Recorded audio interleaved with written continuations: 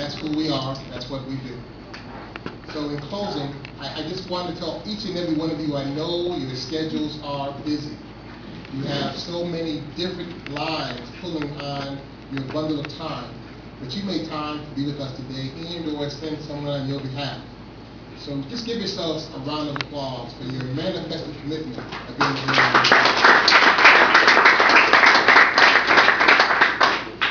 I'm going to look to the director for any closing remarks. Did I indicate that our next meeting date will be approximately 2 or 3 months from today when information dictates?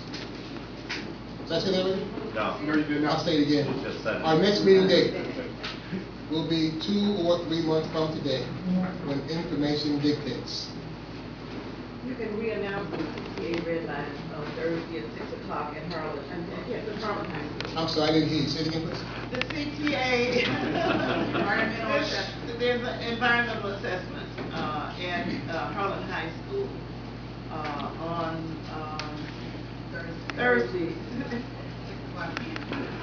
6 o'clock. Before I go, as part of my closing remarks, at our last ROC meeting, we talked about the environmental impact study, and some of you were appropriately concerned that the failure of the CTA to complete that study would have a chilling effect on this project.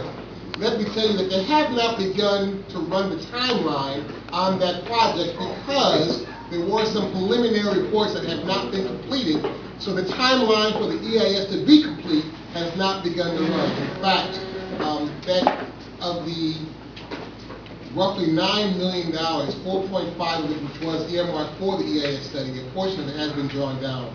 Are you shaking your head? No, I'm sorry. Not some other cause. Okay. Sorry. A portion of those monies has been drawn down, and I don't want the lack of conversation on that topic to suggest one of two things. One, that DCP is not advocating on your behalf in that regard, and two, that we've just forgotten to talk about it. We did address it, and what we learned was that the timeline hasn't begun because some preliminary matters have not been resolved. In fact, one report that Gwen Rice, myself, and your ROC chair attended at the CTA was the Section 106 meeting, which defines which properties are culturally significant as it relates to any movement of the red line. And that report, that initial report, has not been published as of yet. So those kinds of reports are the preliminary reports before the EIS. In fact, that's part of the EIS, before we can move forward on that particular timeline. This facility. Say again? Oh, Lord have mercy. My wife would call this divine order.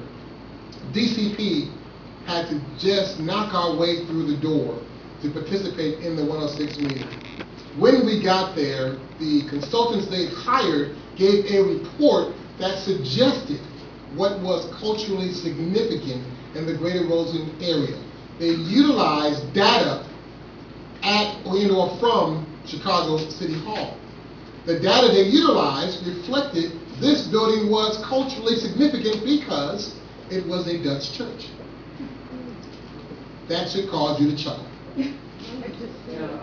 We were able to solicit the support of other consultants who shared with CTA that if you're going to define cultural significance, you have to utilize data from the folk that the item is culturally significant to. If you reduce your data searches to that data which City Hall has, that this community historically has been omitted from contributing to, you're never going to have a report that speaks to the cultural value of this community. Because DCP was at the table, we were able to say, I don't know what church y'all talking about. There's some Baptist folk from that community that go there today. So it is culturally significant to them, and the name is not Dutch Reformation, it's Mary Magdalene Missionary Baptist Church. My wife would call that divine order. So it is in divine order that you're here today, that our collaborative members are committed to not only meeting once a month, but also contributing in a real and tangible way. And I would be remiss if I didn't thank my group of Nehemiah leaders for joining us on today as well. And with that, we are going to close this meeting in prayer. Amen. Amen.